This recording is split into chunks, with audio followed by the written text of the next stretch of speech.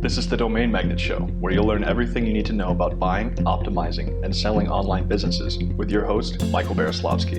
I'm excited to welcome Matt Singers on this episode.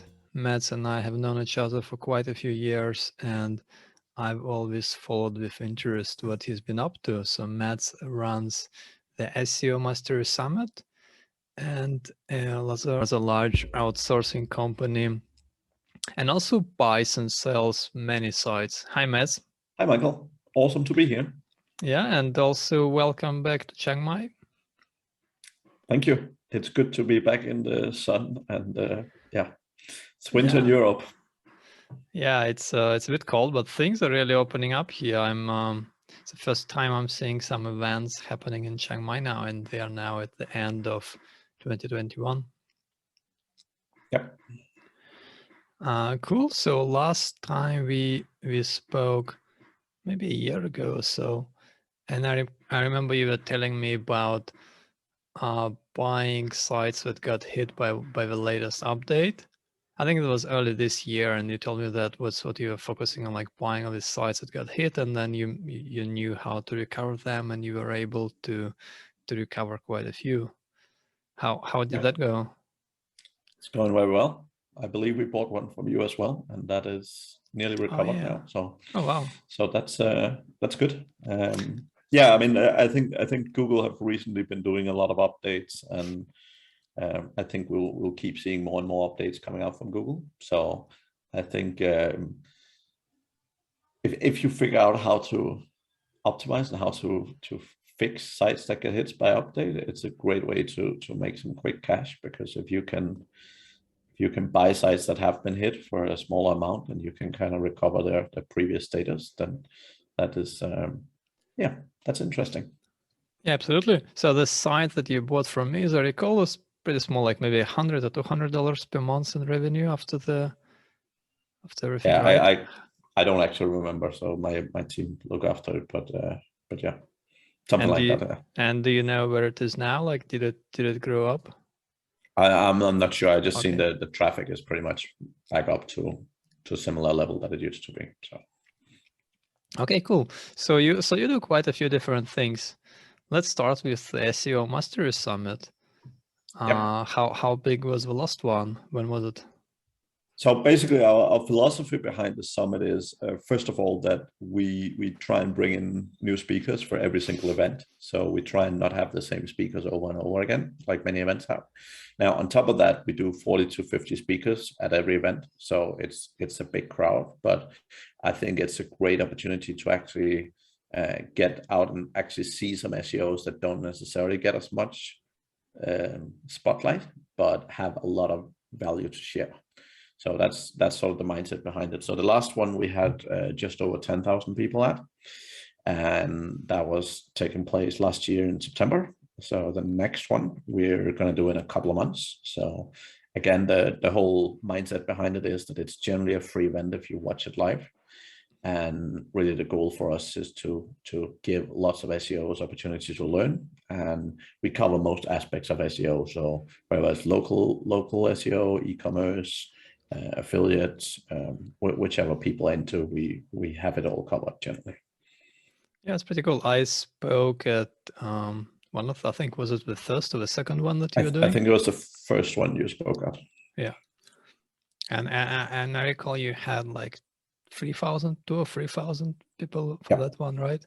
So it's grown quite a bit then. And the last one in September, was it the third one, or how many did you have? That was the third one. Yeah, so we do it twice a year. So, and the September one was the third one. So we the event typically grows with about 2,000 to 4,000 each event. So, right, very cool.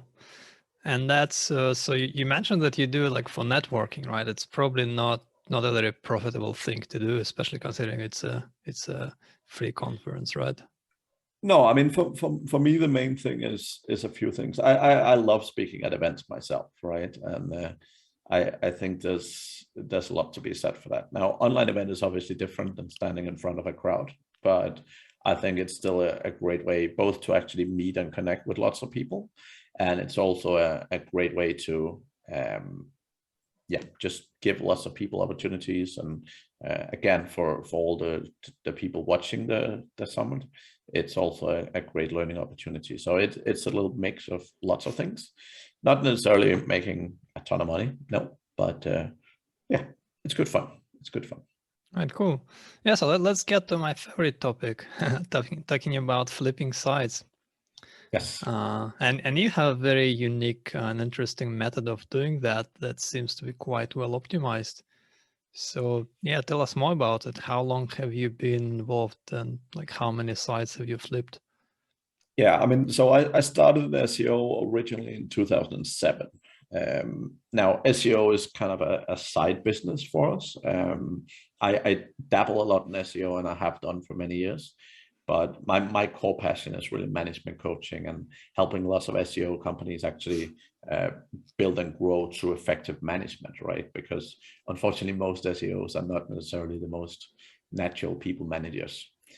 So what I've done probably about 4 years ago, we basically put up a company that did in-house SEO. So we don't do it for clients. We just build our own assets and grow them and flip them and so on. We've managed a few portfolios over the years as well for clients, but that have been very specific portfolios where we have basically been responsible for everything and managed everything. So typically how we operate is we've been trying, like when you look at SEO, there's so many things you can do. So what we have tried to do is basically make our process as slim, as efficient as possible. So we basically have a certain types of sites we look for, and we focus a lot on the content. So we previously bought a content agency. So we have a direct line for significant amount of content, and really our focus is to push out lots and lots of content on a regular basis. So what we do is we typically have site managers that manage either 1 or 2 sites each, and the focus for those people is generally content optimization. So when we buy an existing site, really optimizing that content. I think the biggest opportunity most people miss when they buy existing sites is actually going in and optimizing simple things like, you know, titles and headers and all that, and just making sure that, you know, the keywords the page is ranking for is actually being targeted well within the content. So that's the number one thing. Second thing we do is then identify gaps. So basically look for easy to rank for content. And generally our monetization is a mix. So we do both ads and we do affiliates. One of the things we love doing is buying sites that only run affiliate, putting ads on them as well, and pretty much instantaneously growing the revenue. And a lot of affiliates don't put ads on, and I think a lot of time they're afraid that the ads will take away from affiliate earnings. But that have generally not been our experience. So generally, if we buy a site, just put ads on it, we can often get a 10 to sometimes up to 30% increase in revenue overall for the site just by adding ads to it, right? So that's a very, very quick win. And that's one of our favorites. But generally, our foundation is really developing site managers that know how to optimize content and know how to identify content opportunity, and then write some solid content briefs so that the content they get and they add to the site is the right level. Yeah, very good. Yeah, we've also found that there are many opportunities in optimizing content, but usually it's with simple things. You just go to the top pages and you follow some simple checklist of a few things to optimize, like titles and keywords and some tags and so on. And we've also started adding more ads, especially like a Zoic and some of the higher paying programs do affiliate sites. You have to be careful though. Like if you have a site that's converting really well, I would generally not add ads. So the beautiful thing, I mean, we love Exoic. I think mostly the fact that there's no requirements in terms of volume anymore. So you can start at any point. I think we like that a lot, but also it's easy to remove sites, remove pages that you don't want ads on. So if you have some particular pages where, like some particular money pages or converting pages, that you can just disable ads from those pages. So yeah, we do that on occasion, but typically my experience is we rarely see that the ads negatively impact affiliate sales. Yeah, it's like, yeah, I like Ezoic as well, especially with all these premium features as well. You can kind of earn a bit more the more traffic you have, and it scales. Yeah, and we've also worked with MediaWine and trying AdThrive a bit. I find that it varies. Like in some niches, one of them could be better in others, like another, and it varies quite a lot. So we've seen so much variance. Like some niches, even with Ezoic, we might get $5 RPM, only like $5 for 1,000 views, which is incredibly low. While others, we might get more than 100. Like we have some sites that get $100 or $150 RPM on Ezoic. And we've seen similar things with like MediaWine. So I guess with experience, you kind of learn what niches go well with each program, but also test a little bit. Yeah, and one thing I think is very important here, what most people don't do is actually look at where the money comes in. Like we actually have sites that makes nearly 200 RPM. And what we like doing is we actually go in and look at the individual articles, because many people just look at, oh, here's a site and here's the average RPM, but they don't actually go in and look at what are the articles that makes a ton of money. And a lot of the time, if you have particular articles that make you like sometimes up to $400 RPM, if you have articles like that, you probably want to do more content in the same direction, right? Yeah, because it's very profitable, right? Yeah, that's a good point. And yeah, I guess when you have a site manager per site or per two sites, you can really dedicate a lot of time and resources to optimizing things. That's one of the challenges we've encountered, since we have usually a manager who manages maybe like 5-6 sites or so. Yeah. Then there is not enough time really to go that deep and start looking at pages and and things like that. It makes sense for bigger sites, but not so much for most. Yeah. So that's very cool. But you also, the managers that manage the sites, what's their level of experience with most of these sites? we have some that have 4 or 5 years experience, and we have some that literally only a couple of months. I mean, it typically takes us about 2 months to get someone up to speed so that they have most things covered, right? So it doesn't take us very long to bring them up to speed, just because our process is so simple and the focus is so simple. So the main thing we look for is generally people who are great at English writing, just because, again, optimizing articles and headers and stuff like that, it requires some interest in writing, right? And how do you train? So those managers, are they writers or are they like SEO people, first of all? How do you find them? How do you pick them? Honestly, I hire the way I always hire people. I find great people. Most of them are not SEOs and they're not particularly writers per se, but we look for great people. One of our site managers right now, she was a nutritional coach previously. One worked in HR. Another one, I think he used to work on an embassy or something. So for me, the main thing is always the attitude and personality and all that. What can you go more into that? Like what specific things do you look for when you say great people? So for me, it's about finding people who are naturally very positive, who are naturally quite driven and want to do things. And particularly, I like looking for people who have done things by themselves in the past, so they have achieved things, and sometimes they've maybe had a rough time going through education, or sometimes they've managed to get themselves from a not so great position into a great job by working hard and so on. And it could be different things, but really in terms of mindset, it's finding people who want to do things. It's finding people who are very positive individuals generally, and then it's just giving them the right circumstances and managing them well, and particularly giving them responsibility and ownership. So what we typically do is we give them a set salary that's relatively decent for where they live, but we then give them a percentage of profits when we sell a site.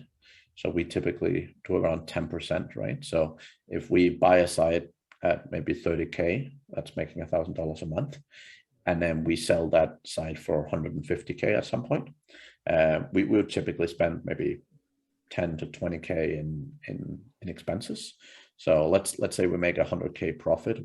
Basically, the person then get 10% of that, which will be about 10K. And obviously, if you're like some of these site managers makes $500 to $1,000 a month, right? So if they suddenly get a 10K bonus, then that's a pretty solid bonus and a solid motivation. And really, what's great about it as well is that, I mean, we generally haven't had many of our site managers leave. So the whole thing is as well, they, obviously when they start working on a site and so on, they definitely want to stick around until the site sell. But our focus again is flipping the sites, right? So we don't give a percentage of commission throughout. We just give a percentage on the actual site sale. So when the site is sold, and we then have a profit. How do they work?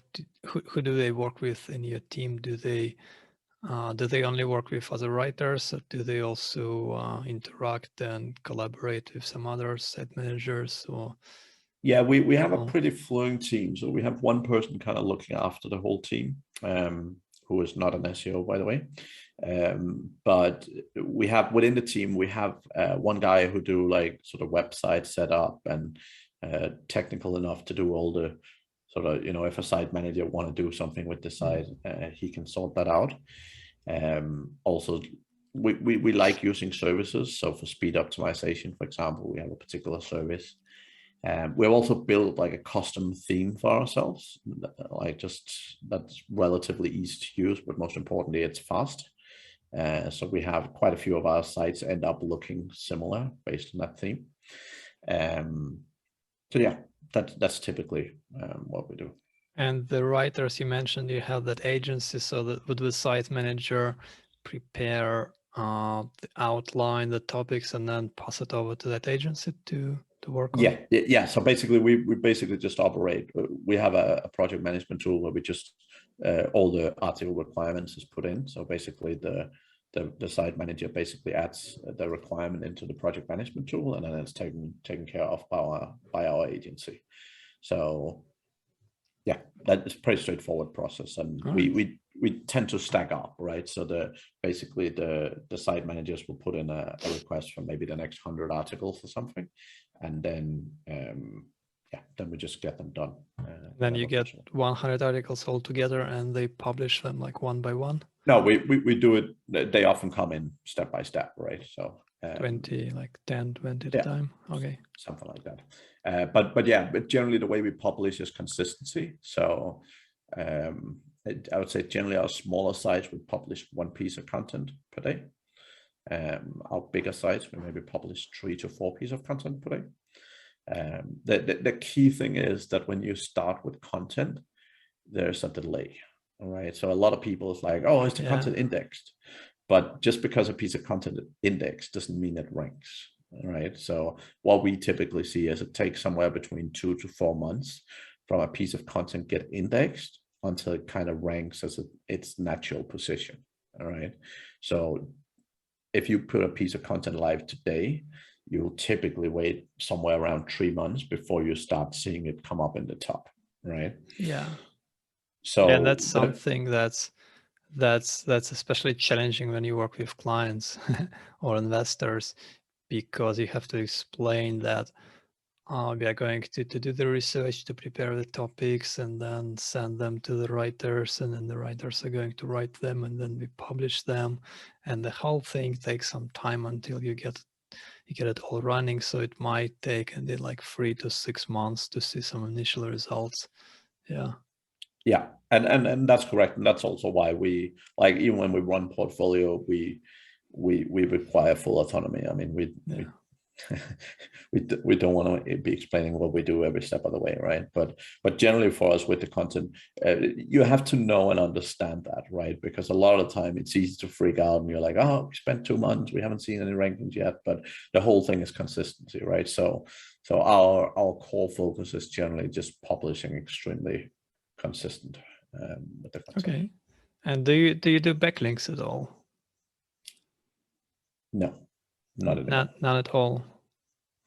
No, not really. No. Okay, so only content. And do you also focus more on optimizing monetization, like trying to find some better affiliate programs, doing CRO? Yeah. Well, so the easiest win, sometimes it's better affiliate programs. The other thing is just actually talking to existing affiliate partners. Yeah. Many SEOs don't like talking to people, but actually just calling up an affiliate partner and say, hey, you know, there's me, there's the site. We'd love to do some cool things. There's a lot of opportunity. And I mean, even we mentioned the SOIC earlier.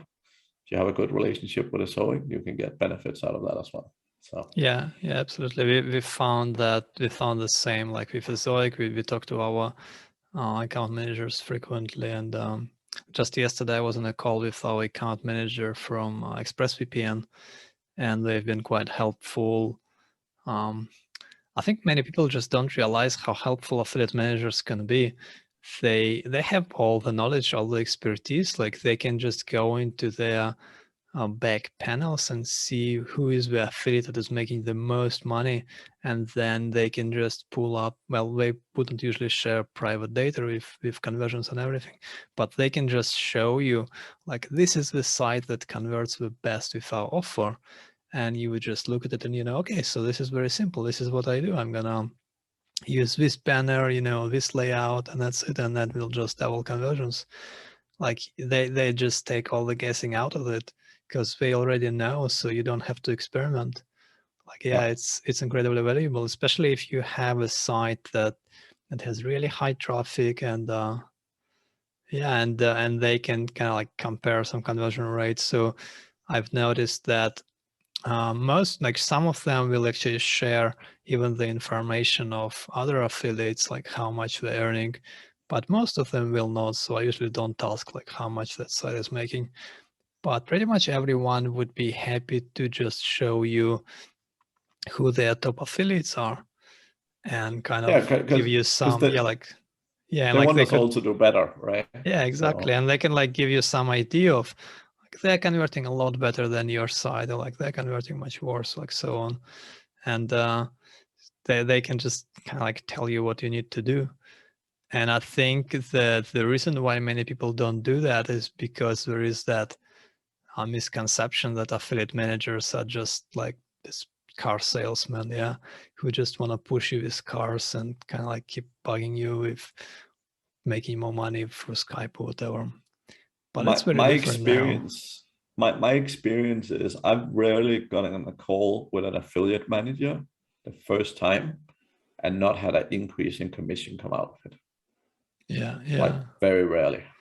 And it's just something most people don't ask for. I mean, we have had scenarios where we have more than doubled the affiliate commission just by having a call with the affiliate manager, right? Yeah, absolutely. It can be harder with if it's like for Commission Junction or Impact or one of the bigger networks, because then there is often, I don't know, a manager or they just don't take calls.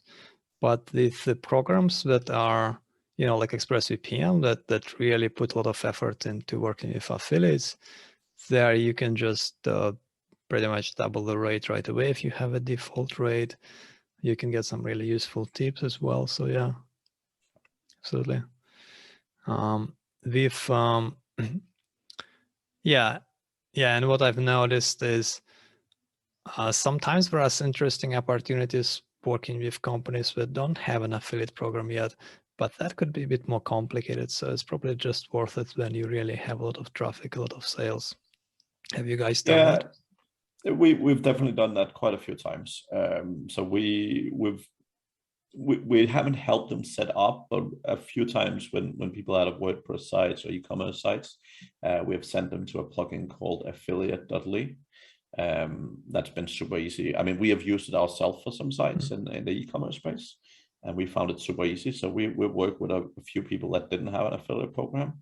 We did have a call with them and basically really explain to them how affiliate works and why it's smart and why it's great and all this, and then get them to sign up and get set up and so on. And again, that's a competitive advantage, because if you're doing something that no one else in the market is doing, then you either have unique products or likes, so that works really well.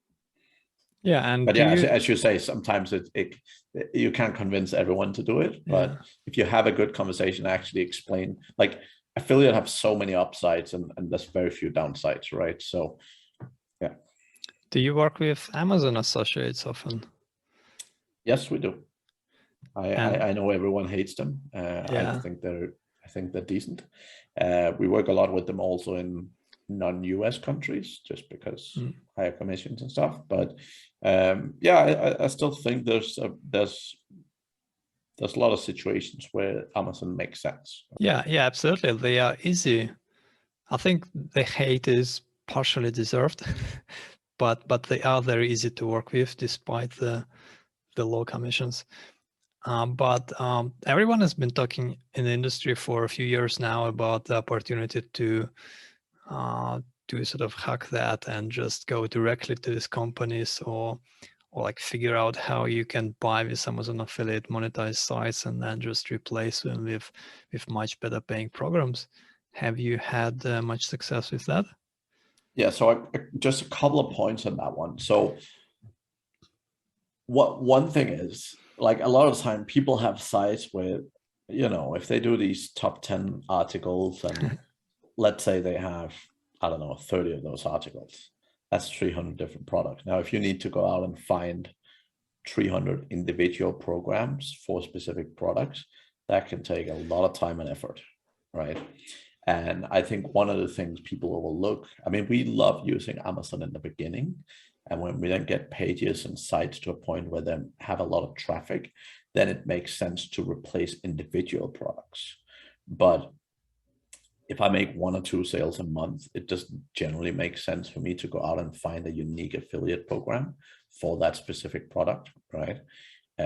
Whereas if you're generating hundreds of sales or something, obviously, if you can significantly increase the profit margin for you, then that's beneficial. All right. But I think we kind of 80-20 it, and we basically look at the sites when they start getting a certain volume of sales of specific products, then we start to look for individual specific affiliate programs. Right. Now there is a lot of opportunity.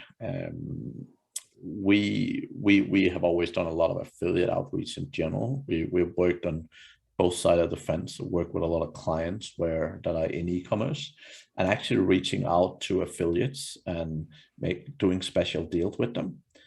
So we actually have a couple of Amazon affiliate sites where we are, where the people whose product we like promoting basically give us an additional commission on top of what Amazon pays on a monthly basis.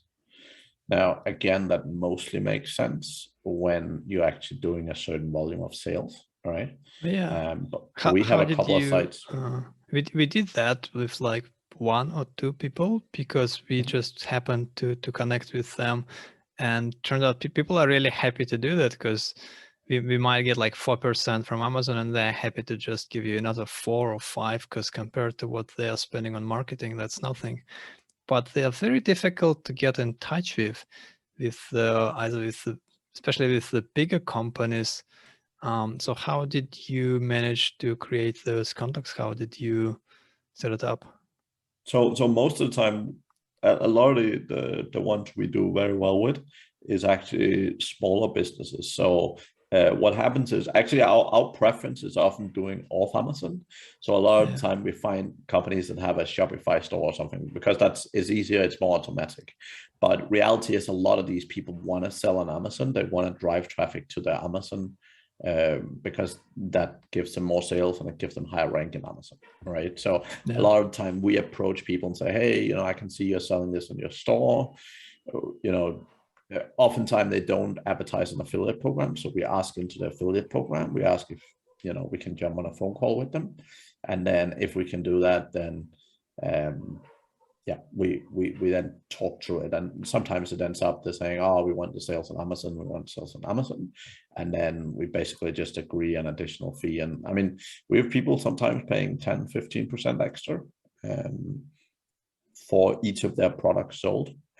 So it can be good, again, if you're doing lots of sales. I mean, if you're doing 2 or 3 or 5 sales a month, it doesn't matter, right? But if you're doing 100 sales or 200 sales of a particular product, then getting, instead of 4%, getting 15 or 20% makes a huge difference. And so how do you go about it? Would you just like you buy a site, you work on it, and then you at some point you start looking at, okay, who are the top products I'm selling? Who are the companies that own them? Let's try to contact them and talk to them. Is that what you do? Or do you already have a list of people that you want to promote their products and okay. So no, then we often reactive in that perspective. So we often, I mean, the key thing for me is you need traffic. Now, when we do have a site that's doing really well and have a lot of traffic, we then also start looking at what are some big affiliate programs that can make sense, right? Like what are some big affiliate programs that pay well that we haven't covered yet. But that's kind of the other way around, right? I know a lot of affiliates starts the other way, and that makes sense as well. I'm not saying either way is right or wrong. So a lot of affiliates start looking for programs that pay extremely well and then look at the other aspects afterwards. I really like getting sites to a point where they're getting a lot of traffic, because I think traffic is just such an important metric for Google.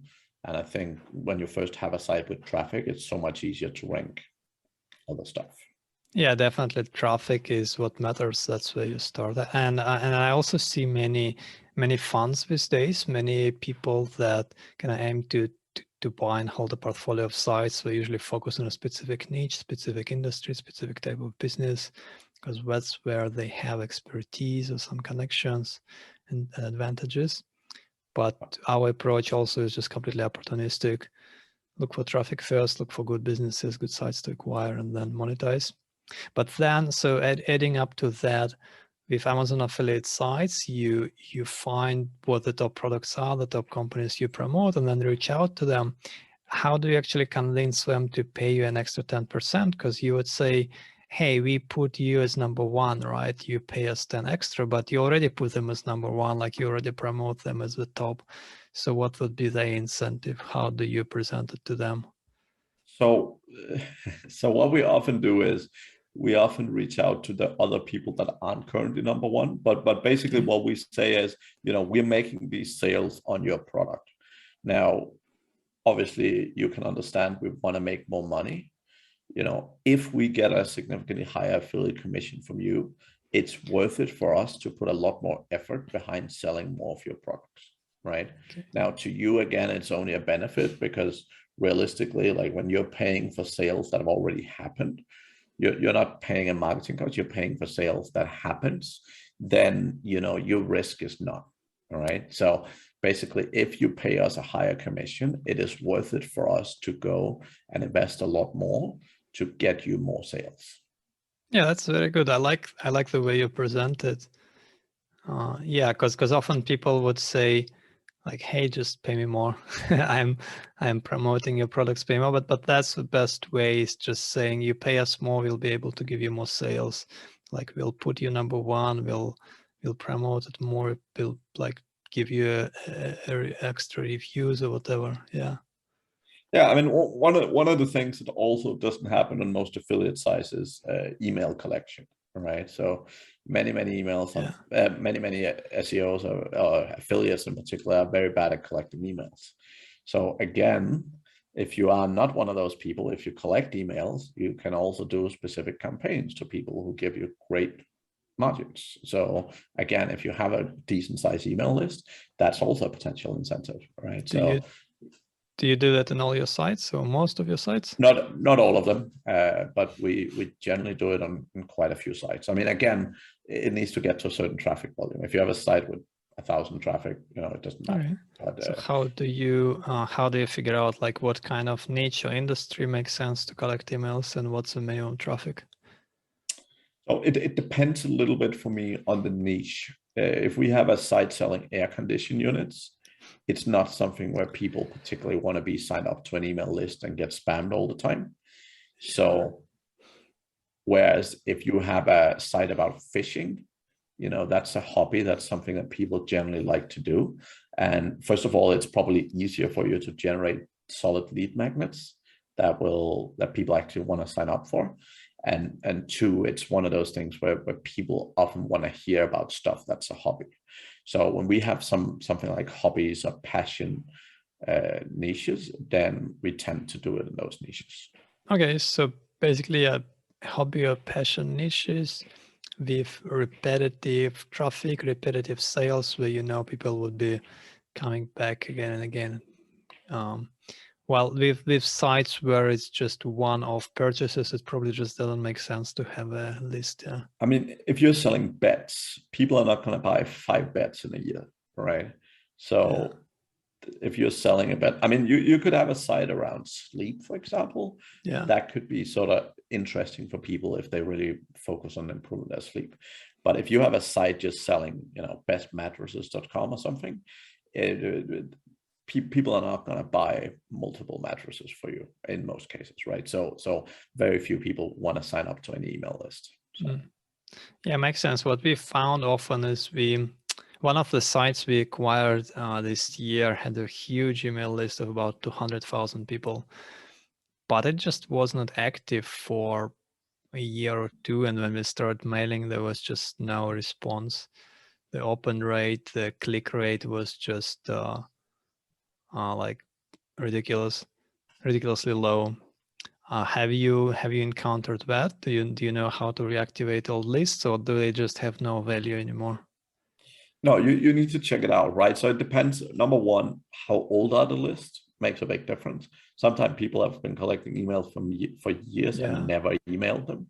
Yeah. Sometimes they have emailed once in a while. So it depends a lot of the state of the list. But if I was to have an email list right now for 100,000 people, we would typically email them in chunks and test out, what kind of email gets some kind of conversion. But generally I would expect the conversion, the clicks to be very low if they haven't been emailed for a year plus, right?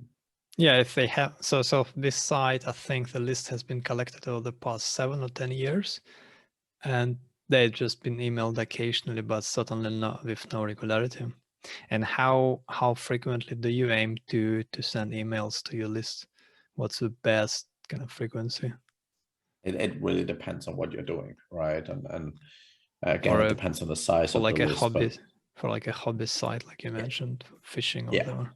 I would say often we have like a weekly or bi-weekly email as the most common.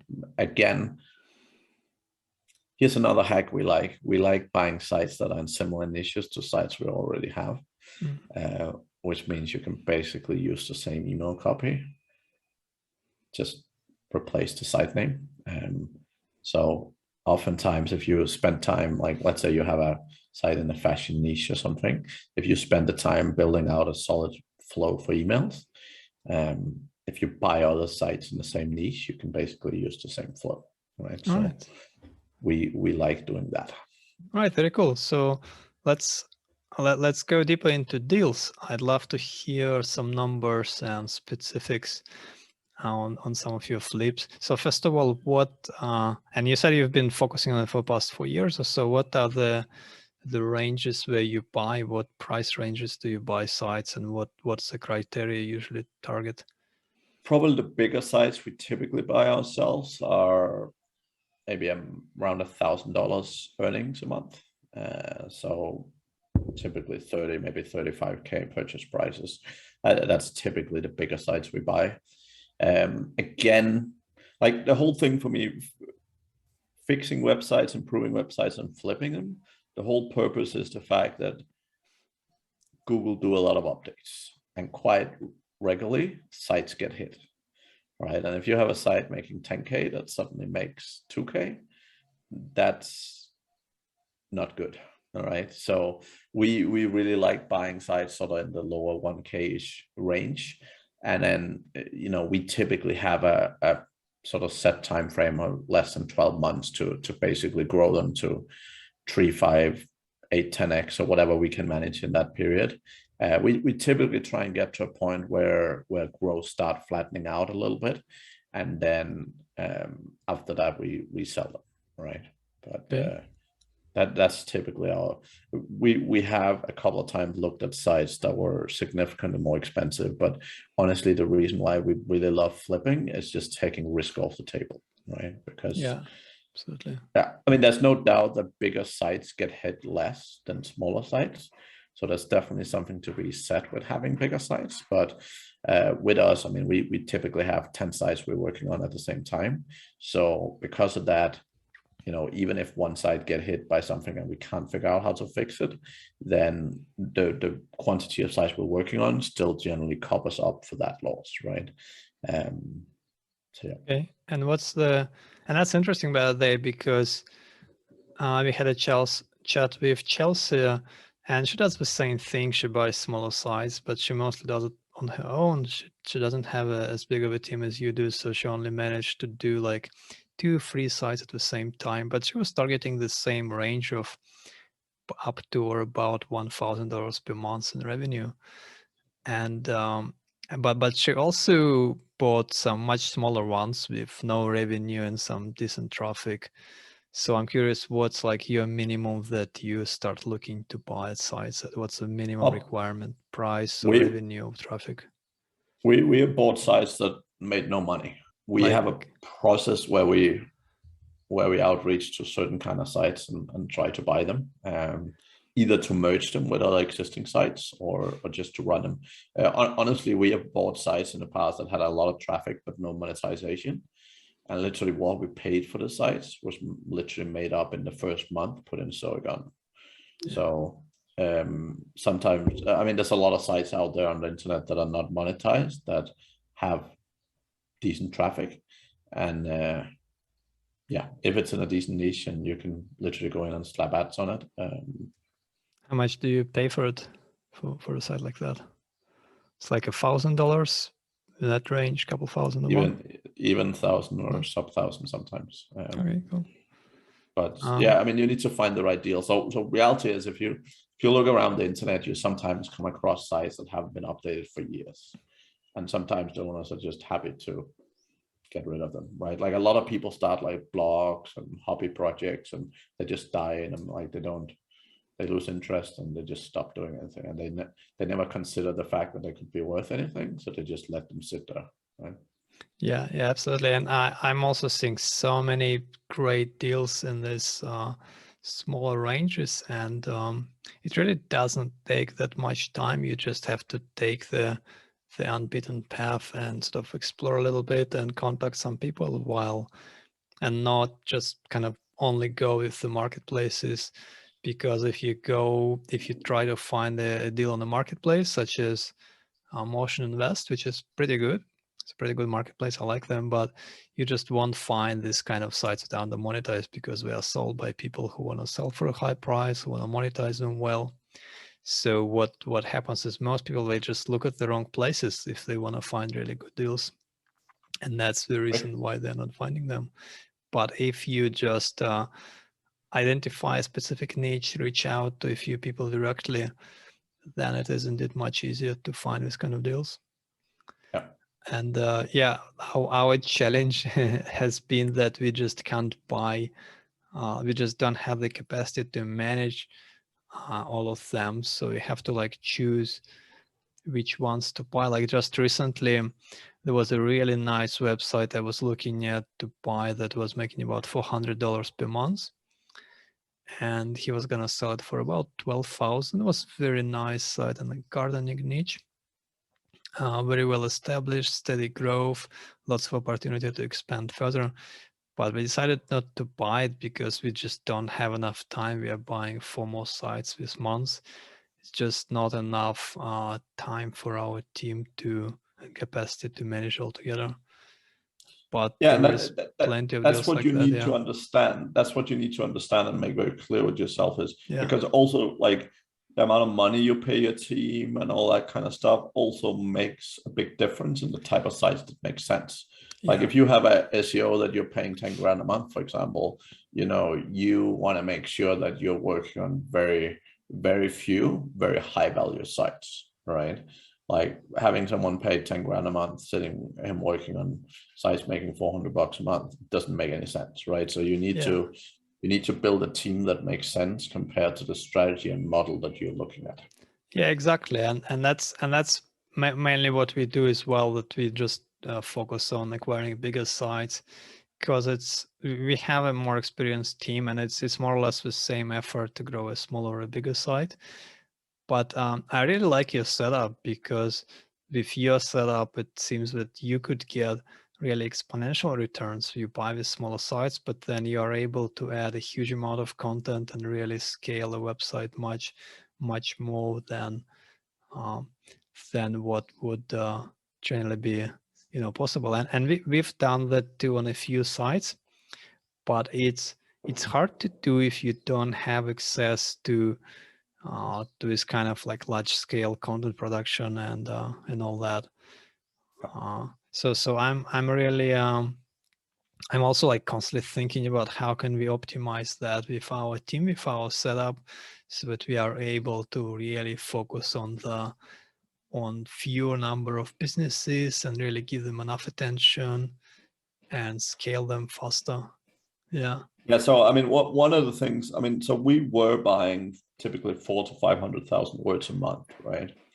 And it was definitely like we were buying of 4 or 5 different agencies, and the quality was always really mixed, and some people could only deliver ever so much, and it was always a lot of hassle, right? So basically when I bought our agency, what we're basically doing is we're focused on fewer clients. I mean, obviously we are a big decent sized client ourselves, but we basically focus on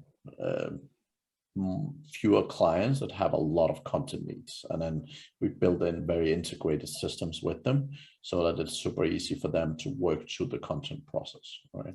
How big is the agency? How many writers working for it now? That's a great question. I don't know. I know Typically we on an average month we pushed out about 5 million words a month. Recently, like with Black Friday,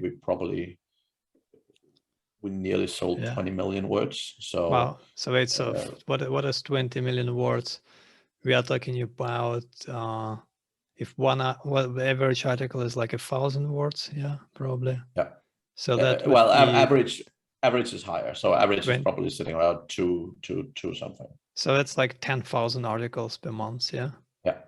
Okay, and are those native speakers, or are those like yes, all over? Only native. So what speakers. would be an average per word? Would it be like 5 cents, 7 cents? 4 cents usually. Okay, so if it's 4 cents and we are talking about 20 million words. Okay, help me out there.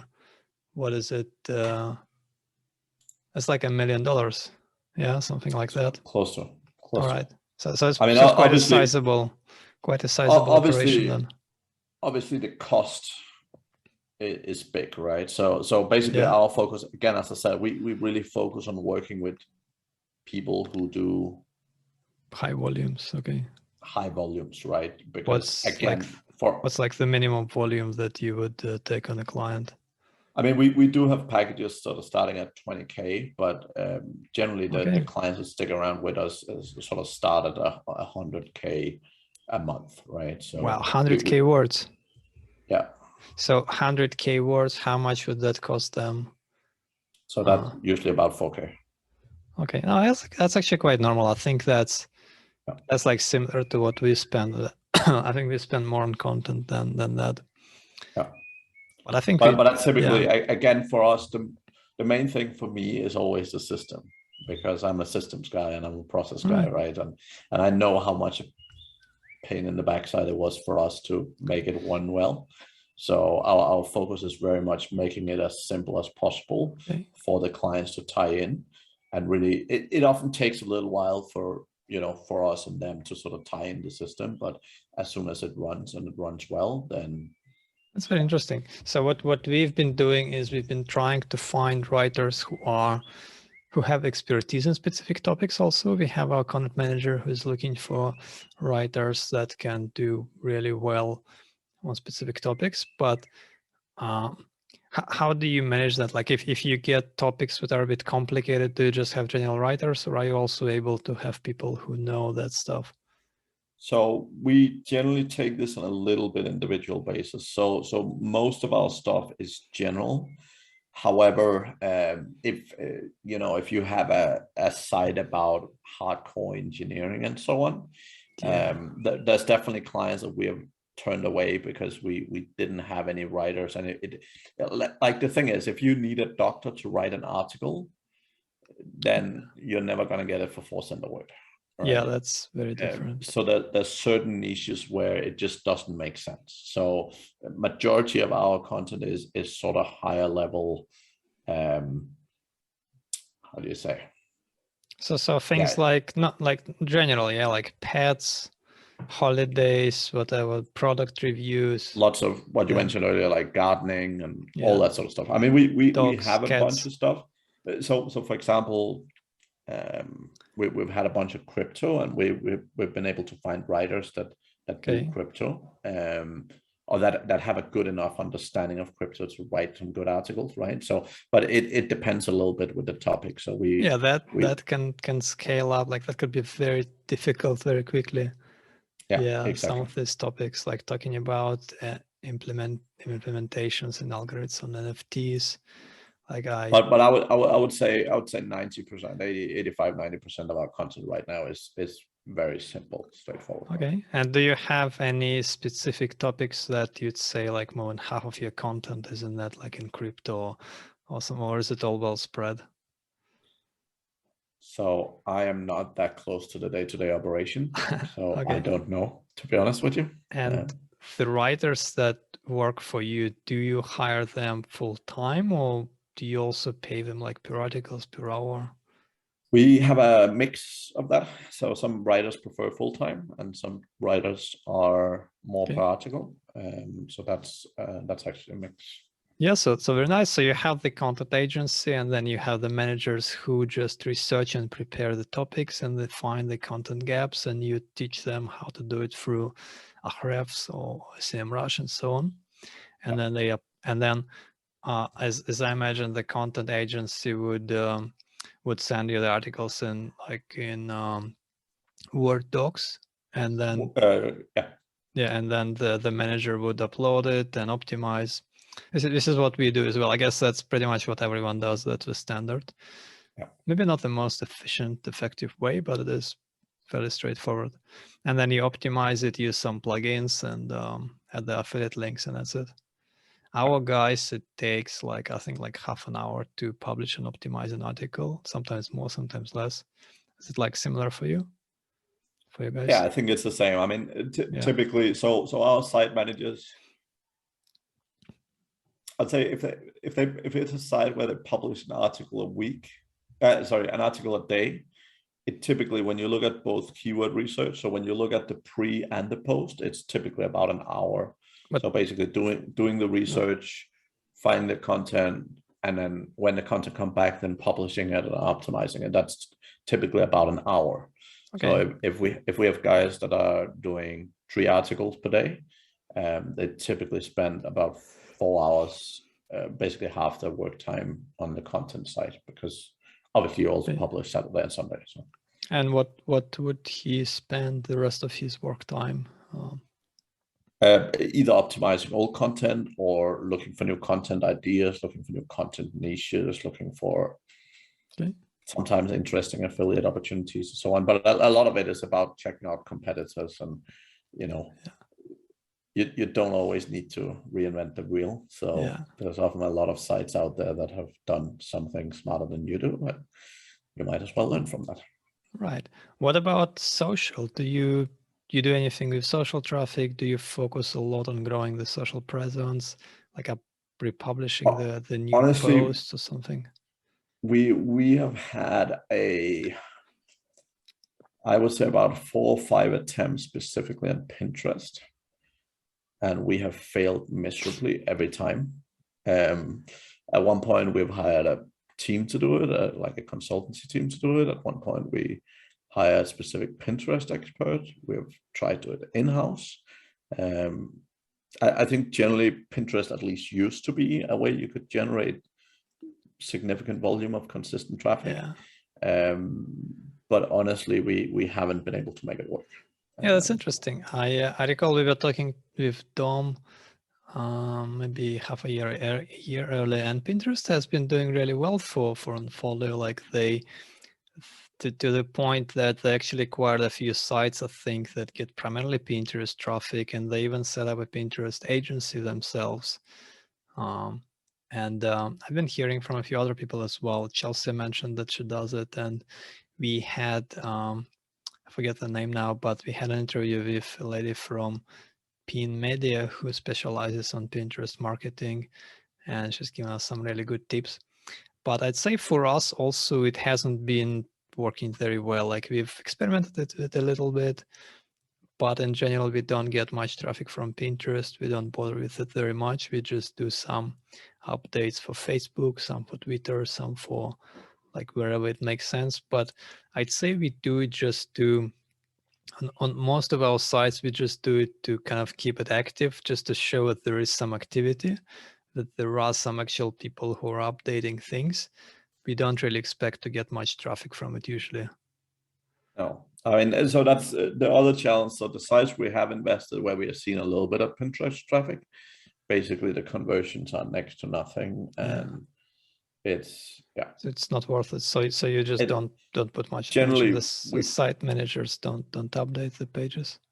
No, again, we try and make things as simple as possible. Okay, so the less processes, the less flows we have to focus on, the easier it is to master those. Yeah, perfect. I like that approach. Cool. So let's talk about numbers then.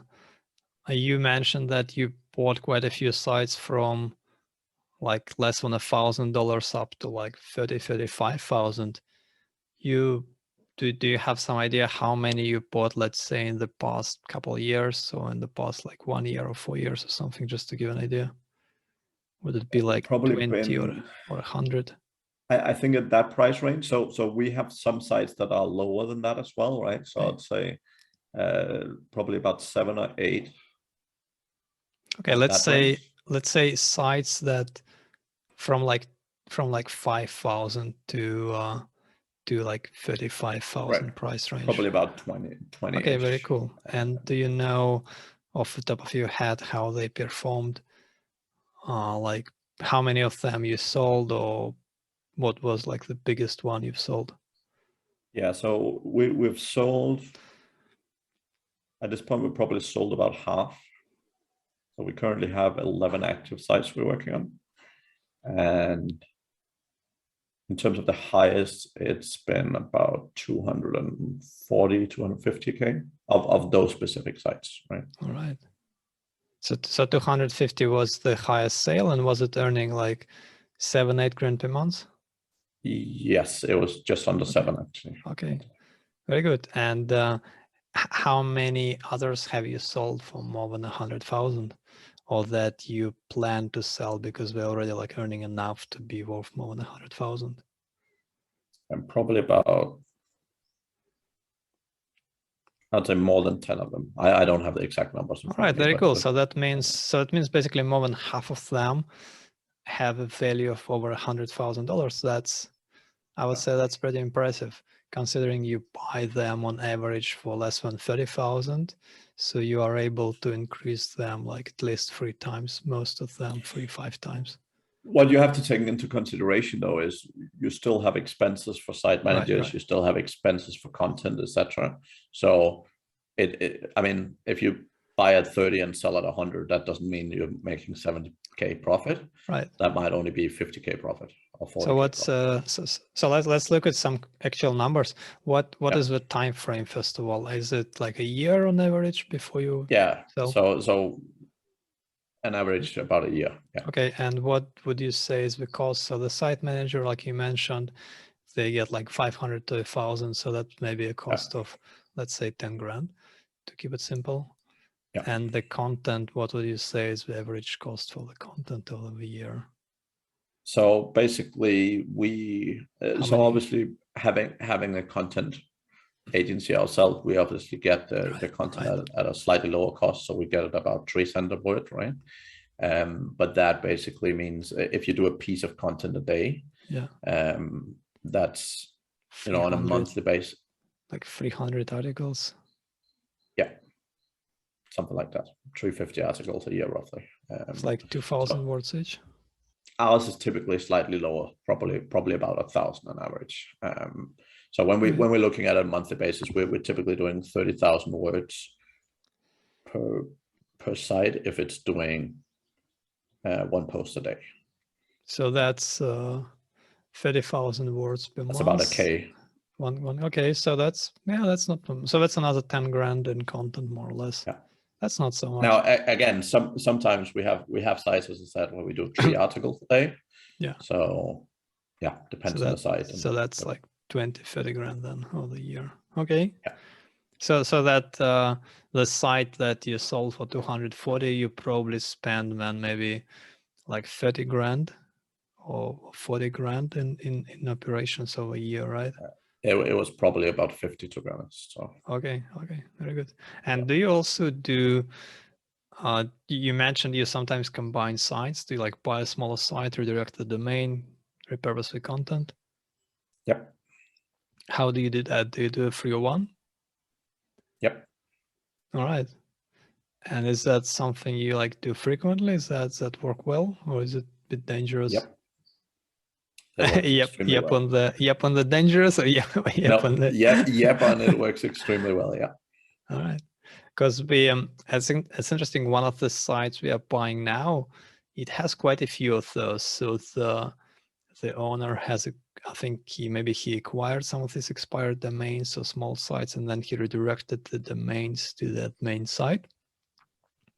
And I'm not sure. I mean, some SEOs say that it does add some risk. Some say it's not, and obviously the topical relevance is very important. What are your thoughts on that? Like, would it add some risk of potential Google update? Let me ask it a different way. So, have you ever done a 301 site merger where they've had a negative impact? I honestly haven't done that many, so I can't answer that.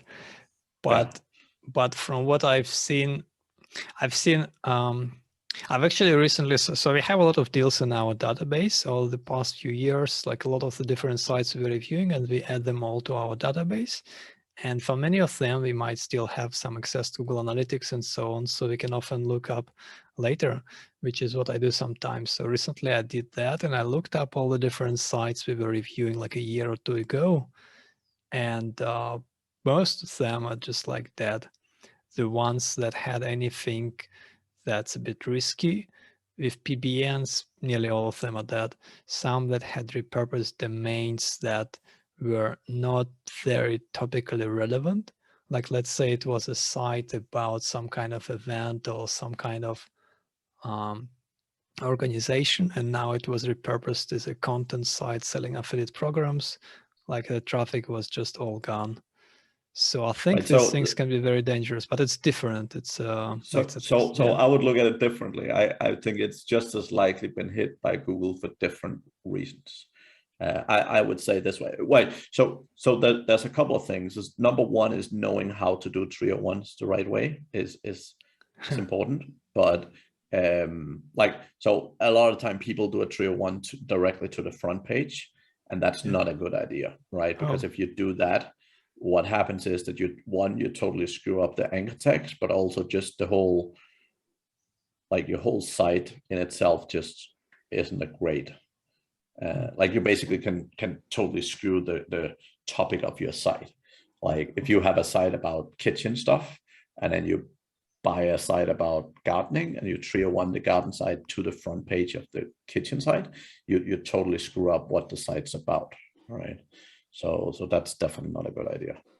But if you do it right, my experience generally with 301s is if if it's bad, it does nothing, and if it's good, it works well. That's interesting. We have tried it a bit recently after we were chatting with you about the redirects and 301s. The results were mixed. I think none of them actually worked like really well. Some of them worked short term and then reversed. Some of them went down in the beginning. So we had to sort of put it back. So our experience was not very good, but I think maybe we just didn't do it correctly. Or also, well, so there's two different, like what we were talking about previously was about sites that have been hit by a certain Google update. Okay. You know, in those cases, it's also a patience thing. It doesn't necessarily happen in a month, kind of thing. But generally, 301s work well. All right, very nice. So we talked about flipping sites. We brought you incredible results with buying and selling them and growing over a year. And yeah, and we've talked about your content agency and the coaching briefly. Very cool. Anything else you want to share that I haven't asked you about today? No, I think that's great, Michael. It's been a very interesting conversation as always. Yeah, well, thank you, Mats. Thanks for your time. And yeah, always a pleasure to talk to you. How can people find out more about you or connect with you online? Yeah, my name Mads Singers, MADSSINGERS. That is, I'm the only one in the world with that name. And I have my website, matssingers.com, or all the different social media channels. I have my name reserved. So yeah, anyway, it's good. Yeah, thanks, Mats. And thanks everyone for listening. If you enjoyed the episode, please share it with some of your friends. Domain Magnet is a leader in buying and selling online businesses with a proven track record of expertise gained from over 300 deals since 2004. To learn more about how we can help you acquire or exit a profitable online business today, head over to domainmagnet.com for more details.